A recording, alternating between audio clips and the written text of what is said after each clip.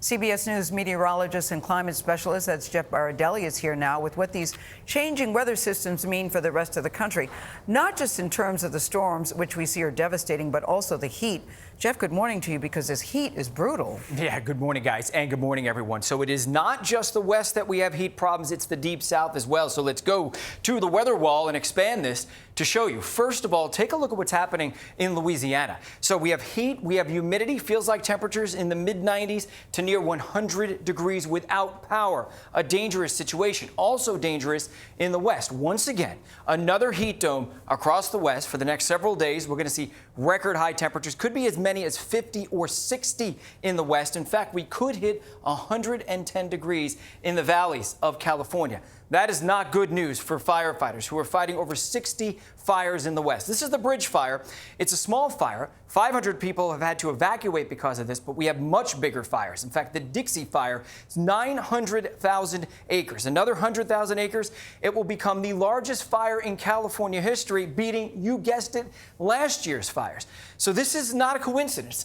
This is climate change. Why are we seeing all of these really, really big fires? Well, let's bring this up and send it on over to the big weather wall and talk about exactly what's going on right now.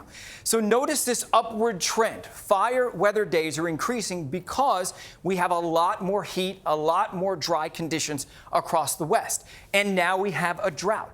And that drought, exponentially, we see an exponential increase in fires, the intensity of fires, the acres burned because of extra dryness. So a little more dryness, a little more heat causes an exponential increase. So that's likely to continue in the future as long as we keep warming the climate.